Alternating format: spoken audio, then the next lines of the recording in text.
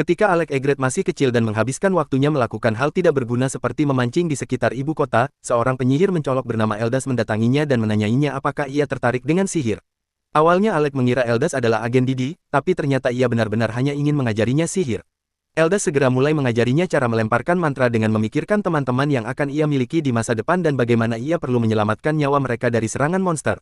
Berkat metode pengajarannya yang syarat trauma, Alec berhasil mempelajari sihir dengan cepat. Bahkan kemudian, ia kecewa karena butuh waktu sehari penuh untuk mempelajari satu mantra dan ia bahkan tidak mendengar Eldas bergumam bahwa orang normal butuh sebulan untuk mempelajari mantra itu.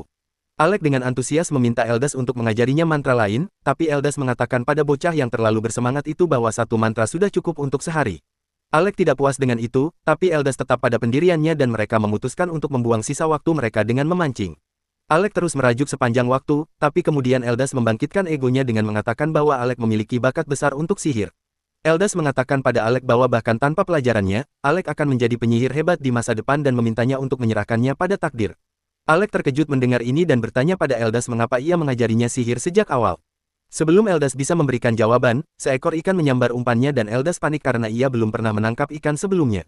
Alec menertawakannya sebelum membantunya, dengan berkata bahwa seorang penyihir yang terampil sepertinya harus tahu cara menangkap ikan. Bagaimanapun, kehidupan mereka sebagai murid dan guru berlanjut seiring waktu dan Eldas mengajari Alec banyak hal tentang sihir, tapi kemudian suatu hari, Eldas tiba-tiba mengumumkan bahwa ia akan meninggalkan ibu kota. Alec hancur mendengar berita ini karena itu berarti ia tidak akan pernah bertemu gurunya lagi, tapi Eldas memiliki nasihat terakhir untuknya. Ia mengatakan pada Alec bahwa jika ia mendapat kesempatan untuk menjadi penyihir istana di masa depan, ia harus menolak peran itu. Alec tidak bisa memahami maksudnya dan bertanya pada Eldas mengapa ia bahkan mengajarinya sihir sejak awal.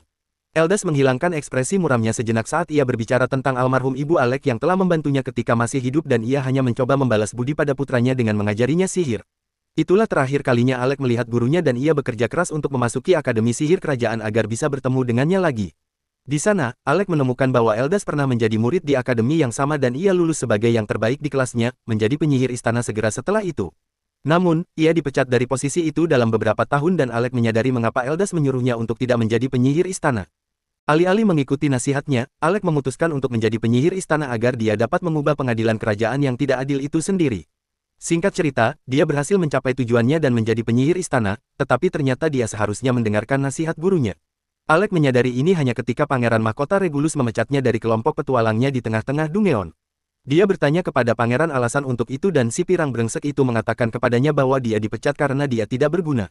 Dia berbicara tentang bagaimana dia selalu mempertaruhkan nyawanya di garis depan untuk mengalahkan monster. Penyihir api Lenny menggunakan mantra-mantranya untuk mengusir monster dan tank mereka, menghalangi serangan musuh. Di sisi lain, Alec selalu berada di belakang dan dia hanya bisa menggunakan sihir pendukung yang menyedihkan.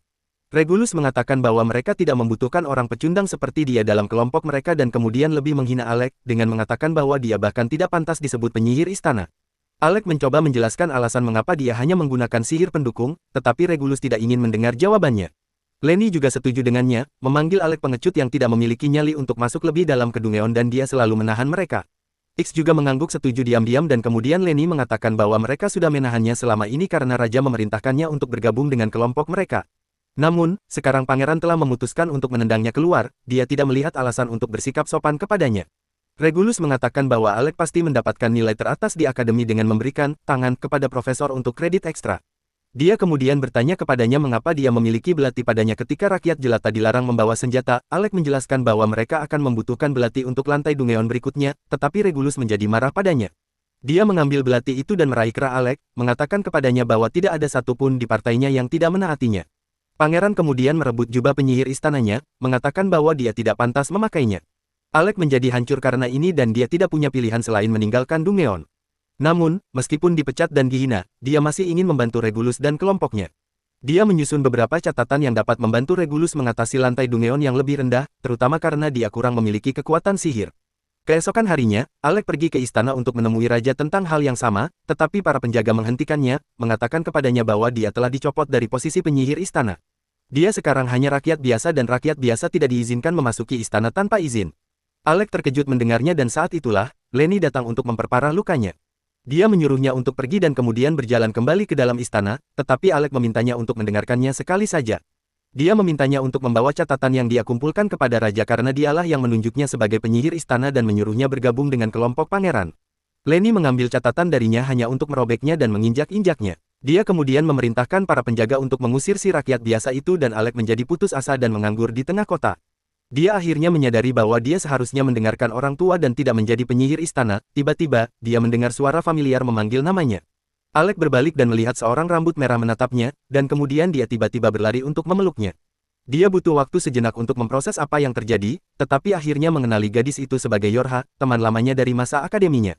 Mereka duduk untuk mengejar ketinggalan satu sama lain dan Alec menceritakan kepada Yorha kisah tentang bagaimana dia diusir dari kelompok pangeran serta posisinya sebagai penyihir istana. Yorha marah mendengar ini, dan dia mengutuk kerajaan yang membedakan antara bangsawan dan rakyat biasa. Alec berhasil menenangkannya sebelum ada yang mendengar mereka, dan kemudian Yorha mengatakan bahwa sebenarnya hal yang baik bahwa dia dipecat. Alec bahkan tidak tersinggung oleh pernyataannya setelah semua omong kosong yang telah dia alami dalam 2 hari terakhir, tetapi kemudian Yorha mengingatkannya bahwa dia pernah berjanji bahwa suatu hari nanti dia akan membuatnya bergabung dengan kelompoknya. Alec mengingat itu, dan kemudian Yorha mengungkapkan bahwa dia datang ke ibu kota untuk alasan yang sama. Dia bangun dan mengulurkan tangannya ke arah Alec, memintanya untuk menaklukkan Dungeon bersamanya. Dia senang menerima tawaran itu, tetapi dia mulai meragukan dirinya sendiri setelah dipecat dari pekerjaannya. Namun, Yorha tidak peduli dengan semua itu. Dia mengatakan kepada Alec bahwa satu-satunya orang yang dia inginkan untuk bergabung dengan timnya adalah dia, dan tidak ada penyihir lain yang dapat menggantikan posisinya. Dia menjadi emosional mendengar ini, dan segera menerima tawarannya, dan Yorha dengan senang hati menyambutnya ke periode partainya yang bertahan peringkat A. Keesokan harinya, Alec meninggalkan negara itu bersama Yorha, dan dia memimpikannya nasihat Eldas untuk tidak menjadi penyihir istana. Beberapa hari kemudian, berita tentang Alec meninggalkan negara itu sampai ke Regulus dan kelompoknya, dan mereka tidak terlalu peduli padanya. Regulus berbicara tentang bagaimana Alec dipuji sebagai jenius di antara siswa akademi, dan dia memiliki harapan tinggi untuknya. Dia pikir mereka membuang-buang waktu karena dia, tetapi Lenny mengatakan bahwa mereka tidak perlu khawatir tentang itu sekarang, karena segera seorang bangsawan keturunan murni akan bergabung dengan kelompok mereka, dan mereka akan menjadi jauh lebih kuat. Sementara itu, Alec dan Yorha mencapai Fizel, kota Dungeon. Yorha menceritakan kepadanya tentang bagaimana kota ini adalah basis dari banyak petualang, karena tidak membedakan antara bangsawan dan rakyat biasa. Dia ingin agar Alec segera terdaftar sebagai petualang, tetapi sekali mereka mencapai guild, mereka terkejut. Resepsionis mengatakan kepada Alec bahwa dia tidak bisa terdaftar dengan kelompok Yorha karena mereka melampaui lantai 30 Dungeon, dan dia perlu menjadi anggota guild selama 2 tahun sebelum dia diizinkan untuk bergabung dengan mereka. Yorha mengamuk mendengar ini dan meminta resepsionis untuk membuat pengecualian untuk Alec, tetapi dia menolak. Yorha bertanya apakah temannya Krasia tidak mendekatinya tentang masalah ini, dan resepsionis menegaskan bahwa Krasia datang ke sini dan mengancam mereka untuk membiarkan Alec bergabung. Namun, para resepsionis berurusan dengan orang-orang gila seperti dia setiap hari sehingga mereka bahkan tidak goyah. Alec dan Yorha kembali dengan tangan hampa dari guild dan beristirahat di taman umum. Sementara mereka makan siang, Yorha mengatakan kepada Alec bahwa mereka telah mencapai lantai 52 Dungeon, dan mereka tidak bisa menunggu 2 tahun untuknya bergabung dengan kelompok mereka. Namun, dia bukan orang yang mudah putus asa dan memutuskan bahwa jika mereka tidak bisa pergi ke Dungeon lebih dalam dari lantai 30, mereka akan pergi ke Dungeon yang lebih dangkal sebagai pemanasan.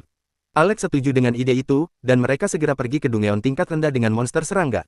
Yorha menggunakan sihir penguatnya untuk meningkatkan kecepatan Alec dan melesat di sekitarnya, menjatuhkan monster dengan mudah.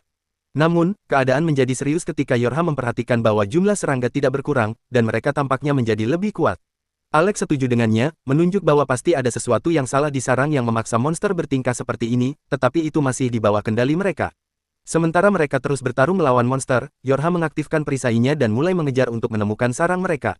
Alex mengatakan kepadanya bahwa dia mengambil risiko besar dengan melakukan itu, tetapi dia mengatakan kepadanya bahwa ini bukan apa-apa. Dia mengatakan bahwa dia tampaknya telah kehilangan ketajamannya, karena jika itu adalah Alex di masa lalu, monster level ini bukanlah apa-apa baginya. Dia memintanya untuk mempercayainya dan menjadi dirinya yang sebenarnya sekali lagi. Alec menyadari bahwa Yorha mengatakan yang sebenarnya, dan dia hanya perlu mendapatkan kembali kepercayaan dirinya untuk membawa mereka keluar dari situasi ini.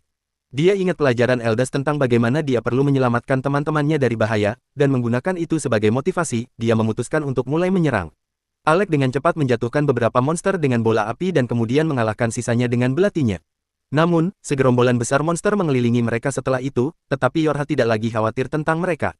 Dia melemparkan penghalang di sekitar mereka, memberi Alec waktu persiapan untuk melemparkan mantra area luas yang kuat yang secara instan menghancurkan semua serangga. Setelah semuanya tampak tenang, Yorha menepuk punggungnya, mengatakan kepadanya bahwa dia masih bisa melakukannya. Tepat saat itu, tanah di bawah mereka mulai bergetar dan cacing tanah raksasa keluar dari dalamnya. Itu menyerang Yorha, hampir menelannya. Alec mengatakan kepadanya bahwa dia akan menyelamatkannya dan dia hanya perlu mengaktifkan perisainya. Yorha sepenuhnya mempercayainya dan dia mengaktifkan mantra perisainya saat Alek memanggil ular api dan menyerang cacing tanah dengannya, mengubahnya menjadi abu. Yorha sama sekali tidak terluka oleh api dan saat dia turun ke tanah, dia berlari ke arah Alek. Dia mengatakan bahwa dia masih adalah penyihir serangan terkuat yang dia kenal dan pertarungan mereka mengingatkannya pada masa akademi mereka. Saat itu, mereka berjuang melawan naga berkepala 5 yang terlalu tangguh untuk senjata mereka dan serangannya terlalu ganas. Namun, Alek menghancurkan monster dengan hanya satu mantra setelah waktu persiapan yang cukup. Berkat itu, mereka mampu membersihkan lantai 68 Dungeon dan menciptakan rekor akademi baru, dan sekarang Alek akan bergabung dengan kelompok teman yang sama lagi. Kembali ketika mereka menghancurkan bos level 68 dan kembali ke Akademi Sihir, mereka dipuji sebagai kelompok siswa terbaik yang telah dilihat Akademi dalam waktu yang lama, dan bahkan instruktur kerdil mereka bernama Rossi tahu bahwa ada sesuatu yang berbeda dengan keempat siswa ini karena mereka tampaknya menyatu satu sama lain dan bekerja sama dengan sinergi yang tak tertandingi. Mereka semua kembali dari Dungeon dengan memar dan luka, tetapi dengan senyum lebar di wajah mereka karena mereka baru saja mengalahkan rekor sepanjang masa untuk mencapai dan melintasi Dungeon level 68, dan tidak hanya mengalahkan rekor, mereka benar-benar menghancurkannya karena partai terkuat terakhir hanya mampu mencapai hingga lantai 32. Akhirnya, hari kelulusan tiba ketika si kerdil Rossi merilis nilai mereka dengan Rain yang keempat di kelas, diikuti oleh Kraja, yang ketiga, kemudian Yorha, yang runner-up, dan akhirnya Alek, yang merupakan siswa dengan nilai terbaik sejauh ini dalam sejarah baru-baru ini sebagai lulusan terbaik kelas. Mereka semua bahagia dan penuh harapan saat itu saat mereka mengolok-olok instruktur mereka dan dipukuli karenanya juga. Sementara mereka meninggalkan akademi bersama, siswa yang tersisa semuanya menyaksikan dengan iri apa yang mereka pikir adalah konsepsi dari salah satu partai terbaik yang akan mereka lihat, sebuah partai yang pasti akan mendapatkan status legendaris. Tanpa mengetahui bahwa Alek akan segera memutuskan bahwa dia tidak ingin mengejar kariernya sebagai petualang, dan malah ingin menjadi penyihir istana. Anggota partainya terkejut dengan berita ini, tetapi mereka menyadari bahwa pekerjaan sebagai penyihir istana relatif lebih mudah dengan bayaran yang jauh lebih baik dan stabil.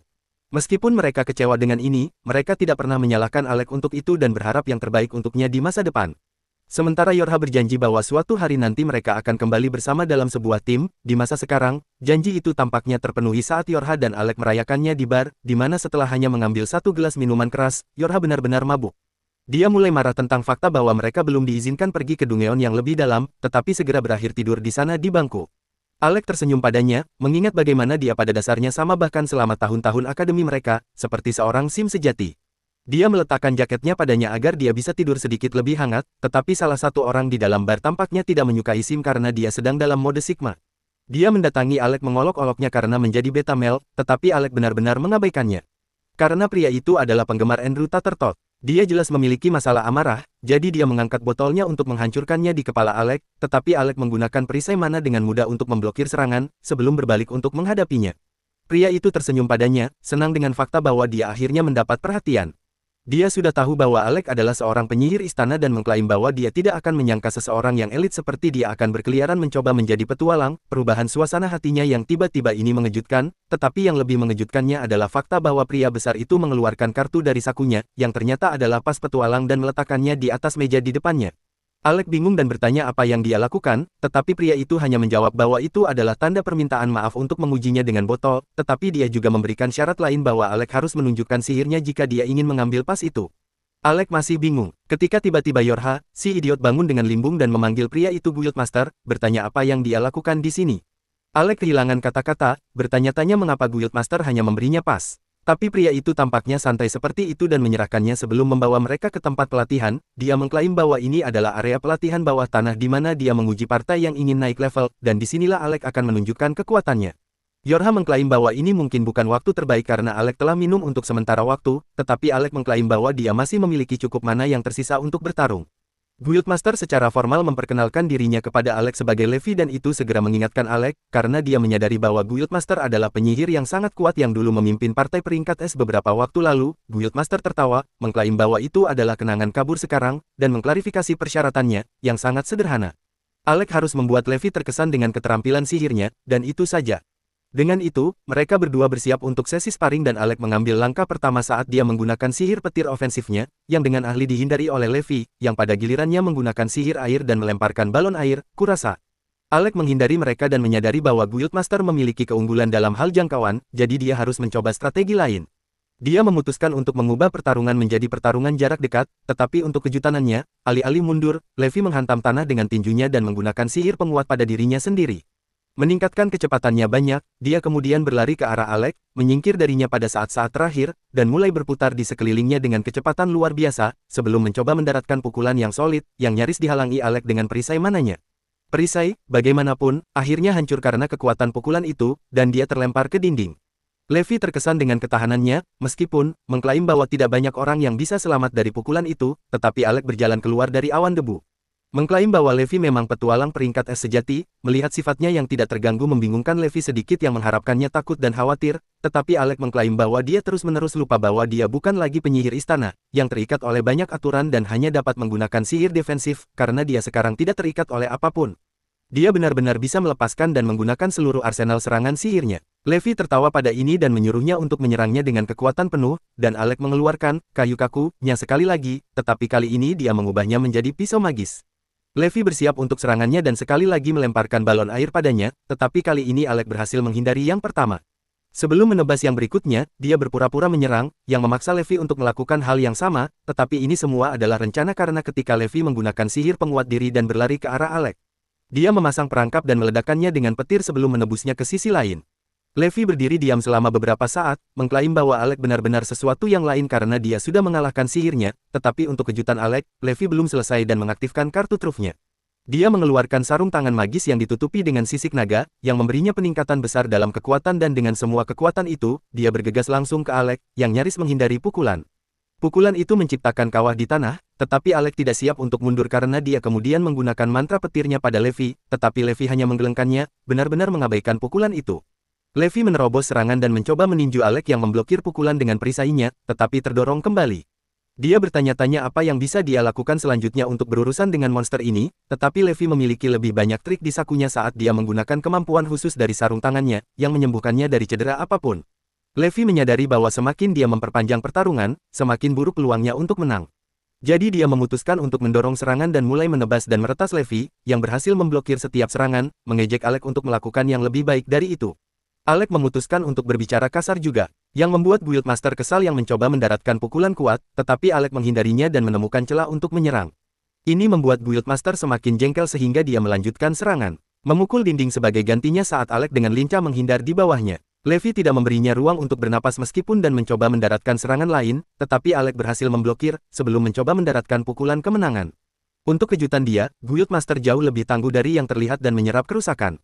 Sebelum mencoba mendaratkan pukulan dua tangan, yang menutupi udara dengan awan debu, tetapi saat debu clears, Alex muncul darinya tanpa terluka dan mencoba mengejar Levi sekali lagi, tetapi kali ini ketika dia menyerang Guildmaster, kayu kaku-nya menjadi lemas dan dia jatuh ke tanah tidak sadarkan diri setelah benar-benar kehabisan mana. Dora segera bergegas ke arahnya, menggunakan sihir regenerasinya untuk menyembuhkan, tiba-tiba Rain muncul di dalam tempat pelatihan, mengolok-olok Levi karena menjadi petualang peringkat es dan menggunakan keterampilan terkuatnya pada orang peringkat rendah. Levi menyuruhnya tutup mulut karena dia hanya menguji batas Alex, dan dia akan meloloskannya bagaimanapun. Dengan itu Rain mengangkat Alex dan membawanya ke sebuah kamar di mana dia bisa beristirahat, sementara Rain duduk di kakinya untuk alasan yang aneh. Mereka berbicara tentang betapa lama sejak mereka bersama seperti ini, ketika resepsionis menerobos masuk ke dalam kamar. Mengklaim bahwa dia sangat membutuhkan Guildmaster, Levi meraih wajahnya dan menyeretnya keluar dari ruangan bersamanya, sementara Rain mengambil segenggam minuman keras dan meminta Yorha untuk menceritakan semua yang terjadi dengan Alex. Pada saat dia selesai, Rain gemetar karena marah ketika dia menyadari bahwa orang-orang di partainya membuatnya membawa semua barang mereka. Menyuruhnya melakukan inventaris mereka, tidak pernah membiarkannya menggunakan sihir apapun selain yang defensif, dan bahkan tidak membiarkannya membawa belati. Dia tiba-tiba berbalik ke Yorha dan bertanya bagaimana tepatnya Alex bahkan menggunakan sihir defensif sejak itu adalah pekerjaan di akademi, dan Alex tidak pernah pandai dalam hal itu. Yorha menjawab bahwa dia mempelajarinya dari awal dan mengerjakannya sampai dia menjadi cukup baik, dan sekarang sihir defensifnya hampir sebaik miliknya. Dia menyadari bahwa bahkan setelah mengasuh pangeran mahkota selama itu, mereka masih mengusirnya dengan menyebutnya tidak berharga. Dia akhirnya menghancurkan botol di tangannya karena marah yang membangunkan Alex. Dia sedikit terkejut melihat Rain di sini, sementara Yorha dengan gembira berseru bahwa Guildmaster memberinya pas.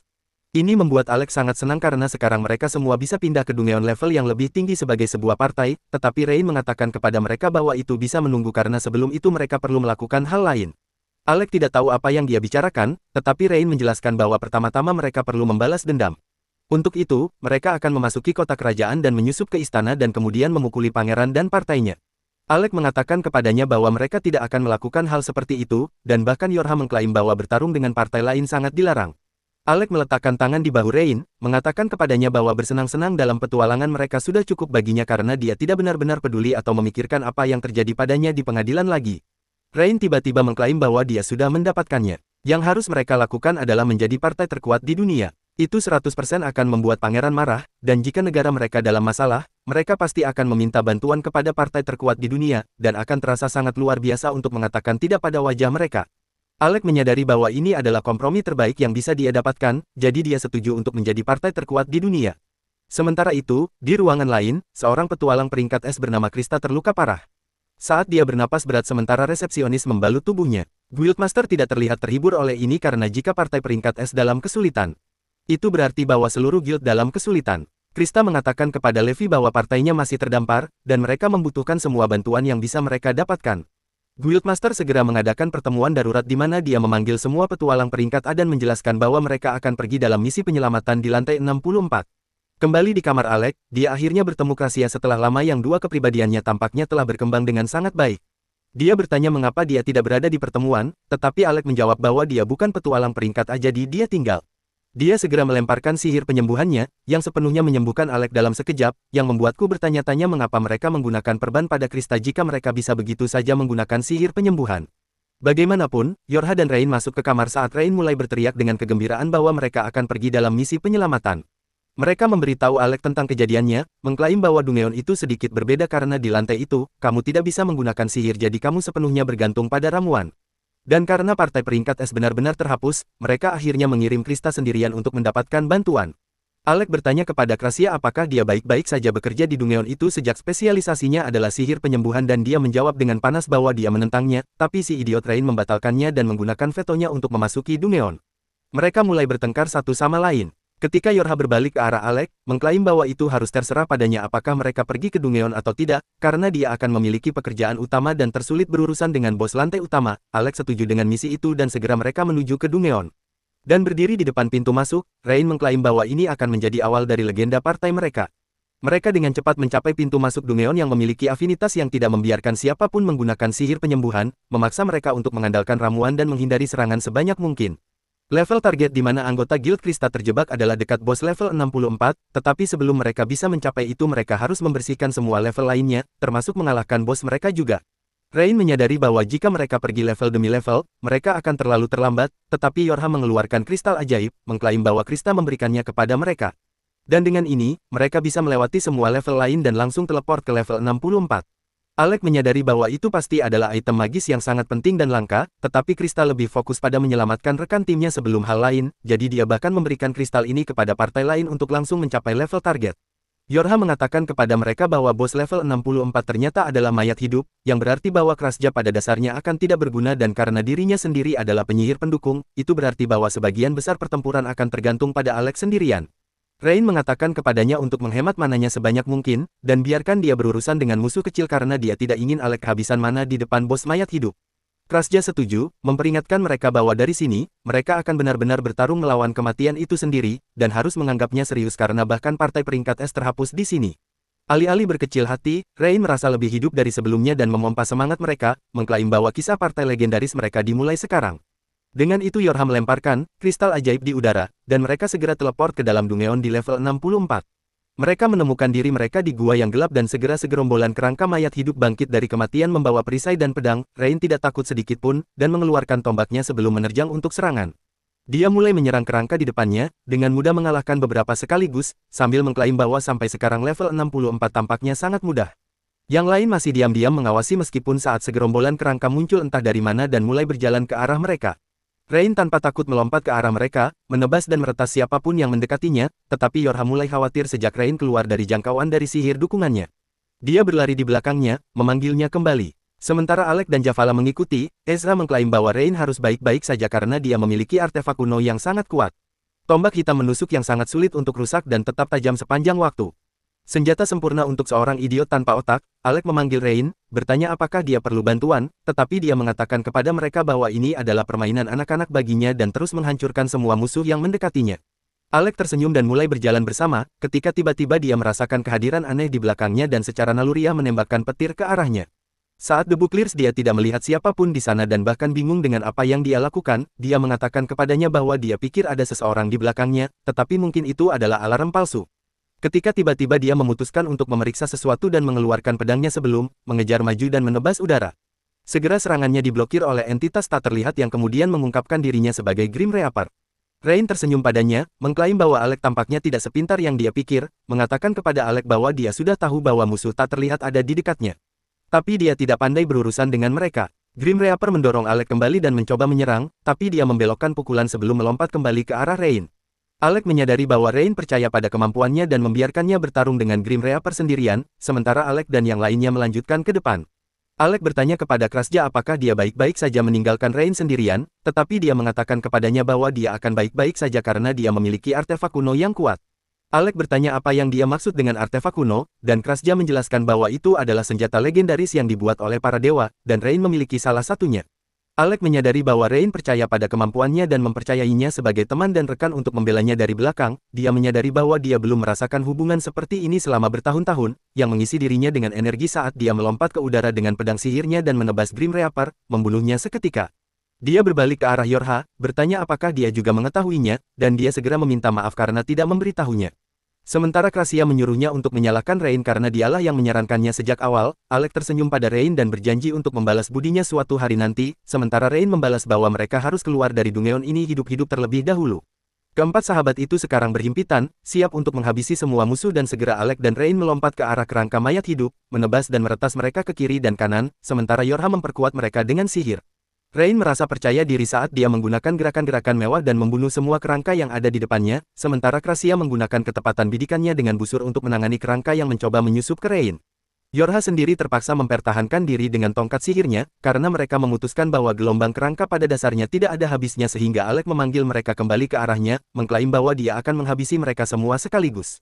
Rekan-rekan timnya segera berhimpit di belakangnya, sementara dia melemparkan keterampilan petir yang kuat, yang meledakkan seluruh area dengan kilat, mengubah semua kerangka menjadi gosong. Setelah mereka aman, Rain berbalik dan bertanya kepada Alec mengapa dia hanya menggunakan keterampilan petirnya karena dia dulu menggunakan beberapa jenis sihir ofensif lainnya ketika dia berada di akademi. Alec cepat-cepat mengeluarkan alasan dan mengatakan kepadanya bahwa petir adalah mantra tercepat untuk dilantunkan. Itulah sebabnya dia melakukan itu, tetapi Rain tahu bahwa dia menyembunyikan sesuatu, tetapi memutuskan untuk tidak menekannya lebih lanjut karena mereka sedang terburu-buru. Mereka tiba-tiba mendengar raungan monster dari depan, dan mereka berasumsi bahwa itu pasti adalah ruang bos. Rain segera bersiap, dan setelah sihir penguatan Yorha, dia berlari lebih cepat menggunakan kilat menuju suara itu. Alec terkesan baik oleh Rain maupun sihir Yorha, sementara dia dan kedua gadis lainnya mengikuti Rain menuju ujung terowongan. Setelah berada di luar di tempat terbuka, mereka menemukan Rain duduk di atas tebing mengawasi monster raksasa yang mengejar seorang petualang berpotongan mangkuk ke segala penjuru. Alec segera ingin menyelamatkan pria itu, tetapi Rain tampaknya tidak terlalu tertarik, mengklaim bahwa penyihir yang berlarian itu bernama Loki, yang adalah si brengsek terbesar dari sebuah partai bernama Rekroma. Krasja mengangguk, mengklaim bahwa Loki adalah penyihir pendukung yang sangat licik. Namun, Alec tidak bisa mempercayai semua ini sementara Loki berlari dengan menyedihkan, berteriak pada Rain untuk membantunya, berjanji untuk menghantutinya setiap hari jika dia mati di sini. Namun, Rain tampaknya tidak peduli dengan kutukannya dan menonton dengan tidak tertarik, tetapi ketika Loki tersandung ke lantai, dan tampaknya monster itu akan menangkapnya, Alec segera bersiap untuk bertindak. Krasja bagaimanapun menyuruhnya untuk menunggu dan menonton. Karena ini adalah gaya khas Loki, Alec menyaksikan saat monster itu berjalan menuju Loki ketika tiba-tiba mantra jebakan diaktifkan di bawahnya, meledakkannya dengan lava. Alec terkejut melihatnya, sementara Krasja mengatakan kepadanya bahwa Loki adalah penyihir yang sangat licik. Monster itu tersandung dan akhirnya mengaktifkan mantra jebakan lain, terkena beberapa ledakan api lagi. Loki berbalik dan mulai menertawakan monster itu, mengklaim bahwa hanya idiot yang akan tersandung dalam situasi seperti ini, tetapi senyumnya segera terbalik ketika monster yang marah itu memutuskan untuk mengakhiri semuanya dengan ledakan magis yang kuat. Loki menyadari bahwa dia akan mati di sini, dan akan terbunuh, tetapi Rain akhirnya menyelamatkannya pada detik terakhir. Loki tidak percaya bahwa dia masih hidup. Sementara Alec dan gadis-gadis turun untuk menghadapi musuh, monster itu mencoba menyerang Alec, tetapi Yorha menyelamatkannya dengan perisai sihirnya. Alec mencoba menggunakan mantra petirnya, tetapi untuk kejutannya, monster itu segera berbalik dan mulai mengejar Rain dan Loki. Alec berteriak dan memperingatkan mereka tentang bahaya yang akan datang dan menggunakan mantra petir lain, yang langsung mengenai monster itu, tetapi saat debu menghilang, dia menyadari bahwa mantranya tidak cukup kuat untuk menghentikannya. Rain menyadari bahwa monster itu akan menyusulnya, jadi dia menggunakan taktik jalan terakhir dan berbalik ke arah monster itu. Berlari di antara kakinya untuk mengelabuinya, dia kemudian melemparkan Loki ke arah Krasia, yang jatuh ke tanah bersama penyihir pendukung yang licik itu, sementara Yorha menyuruh Krasia untuk membawa Loki ke tebing sementara mereka berurusan dengan monster itu. Rain segera berada dalam posisi dan mengeluarkan tombaknya, siap untuk serangan. Mereka menunggu sampai Krasia membawa Loki ke tempat yang aman dan kemudian bersiap untuk pertarungan terakhir. Yorha menggunakan sihirnya untuk meningkatkan semua stat Rain yang bergegas menuju monster itu, menghindari serangannya dan melompat ke udara. Sebelum memberikan tusukan tombak ke wajahnya, monster itu ternyata jauh lebih tangguh dari yang dia bayangkan, karena monster itu mengguncang Rain dengan kasar dan berhasil melemparkannya ke tanah. Yorha bergegas ke arah Rain yang terluka, tetapi monster itu segera mencoba menghancurkannya. Untungnya Yorha berhasil melantunkan sihir perisainya, menghalangi serangan itu dan memberi Rain waktu untuk pulih. Alec, di sisi lain, tampaknya berpura-pura seolah-olah dia berada di orkestra dan menciptakan 5 lingkaran sihir di sekitar monster itu. Loki berkomentar bahwa menciptakan 3 lingkaran sihir sudah cukup sulit. Dan baginya untuk bisa menciptakan 5 sekaligus, dia pasti seorang jenius. Krasia menjawab bahwa dia bisa melakukan lebih dari itu. Dan untuk kejutan Loki, Alec berhasil menciptakan 20 lingkaran magis sekaligus. Monster itu mencoba menyerbu mereka, tetapi Rain melompat ke tubuhnya dan menikamnya di ekor. Memberi Alec waktu yang dia butuhkan untuk menyelesaikan mantranya. Dia melompat dari monster itu saat Alec akhirnya menyelesaikan persiapannya dan meledakkan binatang itu dengan kombinasi sihir petir, yang menyetrumnya di tempat, tetapi ketika Alec mencoba menghabisinya. Yang mengejutkan, monster itu berhasil menyingkir dan menghindari serangan berikutnya. Monster itu segera mulai mengisi ledakan sihirnya sendiri, tetapi Krasia menggunakan mantra untuk membutakannya sesaat. Sementara Yorha melantunkan mantra sihir yang menciptakan rantai besar, menjebak monster di tempatnya. Rain menggunakan ini untuk keuntungannya. Menggunakan tombaknya sebagai lembing, berhasil menombak monster itu melalui kepalanya sementara Alec bersiap untuk menghabisinya. Untuk kejutan mereka, monster itu masih bisa bergerak dan memutuskan untuk melantunkan ledakan magisnya yang kuat sekali lagi, tetapi Alec berdiri di sana tanpa takut, saat dia mengulang mantra sihir yang hanya diketahui 2 orang di seluruh dunia. Salah satunya adalah gurunya Eldas yang menciptakannya dan yang lainnya adalah dirinya sendiri yang mempelajarinya dari Eldas. Saat monster itu menembakkan ledakan sihirnya ke arah Alec, dia menggunakan sihir pemantul, membalas budi dengan intensitas ganda. Monster itu benar-benar tangguh, karena dia berhasil bertahan dari ini juga, nyaris bertahan hidup. Monster itu memutuskan untuk menggunakan mantra sekali lagi, tetapi kali ini Alec menggunakan sihir pemantulnya sambil menciptakan banyak lingkaran sihir, menyelimuti binatang itu dalam neraka yang mengerikan, mengubahnya menjadi debu. Sementara Rain menyelesaikan pekerjaannya dengan membelah kepala monster menjadi 2, dengan itu mereka merayakan kemenangan mereka, tetapi Loki menginterupsi perayaan mereka, berterima kasih kepada Alec atas bantuannya, mengatakan kepadanya bahwa dia tahu tentang dia karena dia adalah penyihir istana. Alec merespons bahwa dia meninggalkan pekerjaan itu, dan Loki membalas bahwa itu adalah kerugian bagi pangeran dan partainya. Dia kemudian menjatuhkan bom pada mereka dengan mengklaim bahwa monster yang mereka lawan bukanlah bos lantai yang sebenarnya, tetapi salah satu dari sub-bos yang cukup bodoh untuk mengejarnya dan mengisolasi dirinya sendiri. Ini benar-benar mengejutkan Alec dan partainya, yang bertanya-tanya seberapa kuat bos sebenarnya jika sub-bos memberi mereka begitu banyak masalah. Loki mengungkapkan bahwa bos sebenarnya adalah seorang necromancer, berpakaian sebagai kesatria dalam baju besi hitam. Dia mengklaim bahwa serangan fisik tampaknya tidak terlalu efektif, dan hanya cukup baik untuk mengulur waktu. Dia kemudian berbalik ke arah Alec dan menyodorkan sebuah tongkat sihir dengan salib di kepalanya.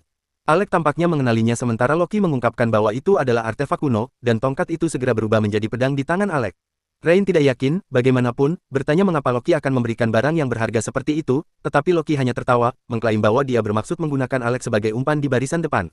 Mereka semua terkejut dan bingung karenanya, tetapi Loki menjelaskan bahwa Alec terlihat seperti penyihir yang lemah, dan jika mereka menempatkannya di barisan depan, dia akan terlihat seperti target yang mudah, menarik bos ke arahnya sendiri. Mereka kemudian dapat menyiapkan penyergapan, mengalahkan bos dan bermandikan kemuliaan karena mengalahkan monster peringkat S. Sementara Alec dan yang lainnya bertarung untuk hidup mereka di Dungeon, pangeran dan partainya juga berada di Dungeon di sisi lain benua, tetapi tidak seperti Alec dan partainya, yang dengan ahli bermanuver melalui gua-gua, mengalahkan musuh yang jauh lebih kuat dari mereka. Pangeran dan partainya terlihat seperti sekelompok pemula, saat mereka berlarian di sekitar gua mencoba melarikan diri dari sekelompok monster ulat. Pangeran bingung karena beberapa bulan yang lalu, monster ulat level rendah ini hampir tidak menjadi pemanasan baginya, tetapi sekarang mereka tampaknya sangat sulit untuk dilawan. Dia berteriak pada penyihirnya untuk menggunakan sihir ofensifnya terhadap binatang-binatang itu, tetapi si penyihir terlalu takut untuk melakukan apapun, dan mulai menangis. Pangeran menjadi marah, memanggil mereka sekelompok pecundang berpangkat rendah, dan berbalik untuk menghadapi monster itu sendiri.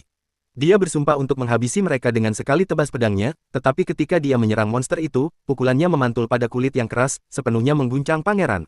Tanpa penundaan sejenak, monster itu melesat menggilat pangeran, menjatuhkannya ke tanah yang memaksa partainya untuk menyelamatkannya, saat mereka terus melarikan diri, sementara dia digendong di punggung rekan timnya. Pangeran berpikir tentang bagaimana ini tidak terasa benar. Tubuhnya terasa berat, gerakannya lamban, dan pedangnya terasa sangat berat dan sulit untuk digunakan. Dia menyadari bahwa semua ini mulai ketika dia memecat Alec dari partainya. Alec adalah penyihir istana yang luar biasa dan menggunakan sihir dukungannya dengan mudah dan efektif sehingga pangeran dan partainya selalu mengira bahwa mereka hanya sangat kuat, sedangkan pada kenyataannya, semua kemampuan mereka ditingkatkan melampaui pengenalan oleh Alec. Pangeran, bagaimanapun, tidak akan pernah percaya itu, dan hanya sampai pada kesimpulan bahwa Alec pasti telah melemparkan kutukan padanya karena marah telah ditendang keluar dari partai. Ketika dia kembali ke istana, dia ditambal oleh para fisikawannya dan segera setelahnya. Dia memanggil penyihir pribadinya Vogan untuk memeriksa kutukan seperti apa yang dia hadapi. Vogan memeriksa pangeran untuk sementara waktu sebelum mengungkapkan bahwa dia tidak terkutuk sama sekali. Pangeran sulit percaya, menyuruh Vogan untuk memeriksa ulang, karena tidak mungkin dia akan mengalami begitu banyak kesulitan menghadapi monster level 30 yang mudah mengingat bahwa dia telah melampaui lantai level 40. Vogan berpikir sejenak sebelum menjawab bahwa alasannya mungkin karena dia tidak memiliki sihir dukungan sekarang. Ini menusuk ego pangeran saat dia dengan panas membalas bahwa dia tidak membutuhkan sihir dukungan apapun, karena itu sama sekali tidak berguna dan hanya digunakan oleh petualang yang sangat lemah. Vogan tahu bahwa pangeran adalah sedikit brengsek yang tidak tahu apa-apa, tetapi dia menahan diri untuk tidak mengucapkan pikirannya, dan malah bertanya apakah Alec tidak memperingatkan mereka bahwa lantai 30 mungkin sedikit sulit sejak penguatan sihir tidak bekerja di sana. Pangeran menjawab bahwa Alec adalah seorang petani biasa, dan dia tidak akan tahu apa-apa tentang itu. Tapi Vogan tidak benar-benar percaya itu. Dia menjawab bahwa Alec berada di partai legendaris yang memecahkan semua rekor sebelumnya dan turun hingga level lantai 68 sebelum kelulusan mereka. Pangeran hanya tertawa pada ini, mengklaim bahwa tidak ada petani biasa yang bahkan bisa bermimpi melakukan sesuatu seperti itu. Dan mengatakan kepada Vogan bahwa dongeng ini diputar oleh orang-orang biasa untuk membuat diri mereka merasa lebih baik. Vogan menyadari bahwa tidak ada gunanya berbicara dengan otak seperti pangeran. Tapi sebelum dia bisa membalas, seorang utusan membuka pintu dan memerintahkan pangeran untuk menghadap di pengadilan karena ayahnya, raja, ingin berbicara dengannya tentang masalah Alec. Mantan penyihir istana, pangeran bangkit dan pergi ke pengadilan bersama Vogan. Dia menemukan ayahnya duduk di atas tahta dan bertanya apa yang ingin dia bicarakan. Raja bertanya kepada pangeran apakah dia ingat penyihir istana Eldas. Pangeran tidak benar-benar memiliki ide tentang itu karena dia sangat muda pada saat itu. Jadi raja mengatakan kepadanya bahwa beberapa waktu yang lalu, seorang bangsawan dengan nama Eldas datang kepadanya sebagai penyihir istana. Keluarganya berpengaruh sehingga mudah baginya untuk direkomendasikan dan dipilih sebagai penyihir. Tapi Eldas berbeda dari penyihir yang datang sebelum dia. Dia terus-menerus melawan diskriminasi dan mengatakan kepada raja bahwa mereka perlu mengubah cara kerja kerajaan ini. Marah pada penghinaan ini, raja akhirnya mengusirnya dan mencopot semua gelar dan nama keluarganya. Mendengar ini, pangeran terkekeh pada dirinya sendiri, mengklaim bahwa itulah yang pantas didapat oleh si bodoh penyihir karena bahkan seorang bangsawan tidak pernah bisa berbicara kepada raja seperti itu. Ayahnya menatap pangeran dengan mata sedih, mengklaim bahwa Eldas berbeda. Dia akhirnya mendaftar di Akademi Sihir sebagai rakyat biasa dan menaklukkan kelas-kelasnya, lulus dari akademi sebagai siswa terbaik dan yang memberikan pidato perpisahan. Karena itu, dia dipilih sekali lagi sebagai penyihir istana, tetapi kali ini murni karena keterampilannya dan bukan karena kedudukan keluarganya. Raja mengklaim bahwa Eldas terus mengganggunya selama 1 atau 2 tahun lagi tentang bagaimana mereka harus memperlakukan rakyat biasa dengan lebih baik karena beberapa dari mereka memiliki keterampilan yang luar biasa, salah satunya bahkan menyelamatkan nyawanya sendiri. Tapi raja tidak pernah mendengarkan, dan suatu hari Eldas menghilang begitu saja. Pangeran bingung mengapa ayahnya mengeluarkan semua omong kosong ini. Tapi akhirnya, raja sampai pada poinnya. Dia mengatakan kepada pangeran bahwa sudah waktunya mereka mereformasi bagaimana kerajaan bekerja karena mereka membutuhkan rakyat biasa dengan bakat seperti Alec. Pangeran tidak bisa mempercayai telinganya. Menjawab bahwa Alec adalah orang biasa yang tidak berguna yang tidak baik untuk apapun, tetapi raja hanya menghasilkan perkamen yang robek yang ditinggalkan oleh Alec dengan rincian seluruh lantai 30 yang dipetakan dengan semua monster yang ditemukan di sana dan cara yang tepat untuk menyelesaikannya. Raja mengklaim bahwa hanya seseorang yang telah membersihkan lantai 30 beberapa kali yang akan dapat menulis semua cara berbeda untuk membersihkannya dengan sangat rinci. Pangeran terkejut dan mengatakan kepada ayahnya bahwa mereka tidak dapat meminta bantuan orang biasa, karena ini bertentangan dengan apa yang diajarkan kepadanya sejak kecil oleh raja sendiri. Pada ini, raja menundukkan muka dengan malu, mengakui bahwa caranya sendiri telah salah dalam banyak hal, tetapi dia akan memperbaikinya satu persatu, mulai dari sini. Orang-orang akan dinilai berdasarkan keterampilan dan kekuatan mereka alih-alih kelas dan kedudukan mereka. Pangeran menatap ayahnya dengan tidak percaya sebelum meminta diri dari pengadilan, mengklaim bahwa dia sakit. Kembali di Dungeon utama, Loki masih merencanakan dengan yang lain tentang bagaimana mereka dapat berurusan dengan bos lantai. Dia mengatakan kepada Alec hanya untuk menggunakan pedang yang dia berikan kepadanya dan tidak menggunakan serangan sihir sama sekali. Alec bagaimanapun masih tidak sepenuhnya memahami rencana itu, mengklaim bahwa monster itu kebal terhadap pukulan fisik. Jadi apa gunanya bahkan menggunakan pedang melawan monster itu? Krasia tiba-tiba menyadari bahwa Loki ingin menipu monster itu dengan berpikir bahwa Alex sebenarnya adalah seorang pendekar pedang dan bukan penyihir sehingga itu tidak menganggap Alex sebagai ancaman, tetapi dia tidak memahami titik melakukan itu karena monster itu tidak akan berpikir sebanyak itu dan hanya menyerang apapun yang datang di depannya. Loki bagaimanapun menggelengkan jarinya, mengklaim bahwa dia tahu pasti bahwa monster ini cerdas dan dapat merencanakan langkahnya sebelumnya. Lebih dari itu, monster ini juga adalah master pedang. Ini mengejutkan Alex, tetapi juga membuatnya penasaran karena dia benar-benar ingin melihat monster seperti itu untuk dirinya sendiri. Mereka akhirnya setuju pada rencana itu, tetapi ruang bos masih cukup jauh, yang akan membutuhkan banyak waktu.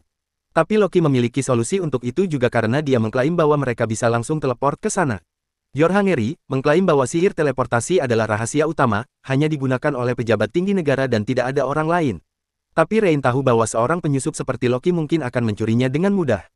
Dia cepat mulai menggambar lingkaran sihir. Sementara Alex berdiskusi dengan Yorha tentang bagaimana mereka akan menyalahkan Loki jika ada yang salah atau mereka tertangkap menggunakan sihir teleportasi.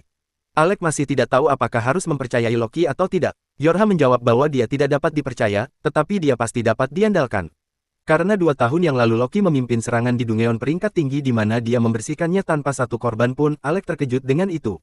Dan Yorha lebih lanjut mengklaim bahwa pemimpin partai dari kelompok Loki juga dikenal sebagai orang baik, jadi seharusnya tidak apa-apa. Itu tampaknya menenangkan Alex yang berdiri sambil tersenyum, siap untuk pertarungan terakhir. Setelah lingkaran sihir selesai, mereka semua berdiri di atasnya dan segera seluruh area mulai bersinar ungu. Yorha kagum melihat bahwa Loki benar-benar mampu menggunakan mantra teleport. Dengan itu, dia memperingatkan mereka untuk waspada dan siaga karena mereka akan langsung diteleport ke dalam ruang bos. Mereka jatuh di atas Rain dan segera melihat seorang kesatria gelap besar yang membayangi di depan mereka bertarung melawan sebuah partai yang terdiri dari 3 orang. Penyihir partai itu menyuruh salah satu dari mereka untuk lari kembali dan mendapatkan lebih banyak bantuan karena mereka membutuhkan penyihir peringkat A atau bahkan lebih tinggi dari itu jika mereka ingin meninggalkan tempat ini hidup-hidup. Gadis itu segera lari kembali. Sementara petarung kecil lainnya menerjang ke arah kesatria itu dengan serangan yang dicegat. Sementara penyihir mulai meledakkan sihir apinya pada itu, ini bahkan tampaknya tidak membuat goresan pada baju besi kesatria itu. Membuat elf menyadari bahwa dia sepenuhnya kalah di sini. Sebelum dia bisa memikirkan rencana, Rain berlari melewati mereka dengan kecepatan gila. Menusuk monster itu dengan tombaknya, tetapi kesatria itu memblokirnya sebelum mendorongnya kembali. Rain menjadi bersemangat karena dia menyadari bahwa monster ini sangat kuat. Sementara Alex mencoba menyerang secara diam-diam dari belakang, tetapi kesatria itu melompat dan menghindari serangan. Bos itu segera berlari ke arah lawan barunya, melibatkan mereka dalam adu tebas pedang dan tusuk tombak yang berlarut-larut. Sementara Krasia dan Loki membawa kedua petualang lainnya ke tempat yang aman, bahkan setelah diserang oleh 2 petualang baru. Bos lantai tidak menunjukkan tanda-tanda kelemahan dan terus mendorong serangan. Memaksa mereka mundur karena rentetan tebasan pedangnya terus melelahkan Alex dan Rain. Rain memutuskan untuk mencoba trik baru dan menerjang monster itu dengan pedangnya terhunus dan seperti yang dia harapkan. Kesatria itu melompat ke udara untuk menghindari tusukan itu, tetapi Rain segera menyematkan jubahnya ke lantai dengan ujung tombak, menangkapnya di tempat, memberi Alex celah. Alex segera menyerang monster itu dan dengan satu pukulan yang tepat, dia memenggal kesatria itu yang tubuhnya lemas dan jatuh ke lantai, tepat ketika mereka pikir pertarungan sudah berakhir. Kesatria itu beregenerasi dan berdiri tanpa kepala dan mulai berjalan ke arah Alex dan partainya. Alex menyadari bahwa ini pasti adalah Headless Rider dan monster besar yang mereka bunuh sebelumnya pasti adalah tunggangannya. Kesatria tanpa kepala itu melesat dengan kecepatan tertinggi saat menyerang mereka dengan kecepatan gila, tetapi Alex nyaris berhasil menahan serangan itu, yang seharusnya membunuh mereka semua. Rain cepat menerjang ke serangan dan bersama-sama Alex, mereka berhasil mendorong kesatria itu pergi. Pertempuran masih jauh dari selesai. Saat kesatria itu mengambil kepalanya dan memasangnya kembali di atas tubuhnya, dengan ledakan energi yang belum tersentuh. Kesatria itu kembali menyerang Alex yang nyaris menahannya, tetapi masih terlempar ke dinding. Untungnya, Yorha berhasil menggunakan perisainya, yang menyelamatkan nyawa Alex. Dia cepat menenggak beberapa ramuan penyembuhan dan masuk untuk menggantikan Rain, memberinya waktu untuk beregenerasi juga. Mereka terus bertarung menanjak melawan monster mayat hidup, sementara Loki fokus pada rencana utamanya. Akhirnya, waktunya tiba ketika Loki mengungkapkan dirinya di medan pertempuran. Seluruh arena berpendar dengan aura magis ungu. Ini segera membuat kesatria itu ketakutan karena menyadari bahwa Loki adalah seorang penyihir, yang merupakan satu-satunya cara dia bisa mati. Bos lantai itu bergegas menuju Loki dengan kecepatan luar biasa dan menebasnya di dada bahkan sebelum Alex memiliki waktu untuk bereaksi. Tubuh Loki yang tak bernyawa jatuh ke tanah berlumuran darah, tetapi semua itu ternyata adalah rencananya karena itu hanyalah ilusi. Ini menempatkan monster di tempat yang diinginkan Loki, menjebaknya dalam sejumlah paku es, memperlambatnya. Rain segera melompat ke dalam tindakan dan dengan bantuan perangkap sihir teleportasi, dia muncul tepat di belakang monster, menikamnya sebelum mundur. Gadis petarung kecil lainnya juga turun untuk membantu yang lain, tetapi kesatria itu berhasil menyelinap pergi hanya untuk terjebak sekali lagi. Ini benar-benar membuat monster itu marah yang menjadi Spider-Man dan memanjat dinding untuk berurusan dengan penyihir, mengetahui bahwa Loki adalah orang yang licik.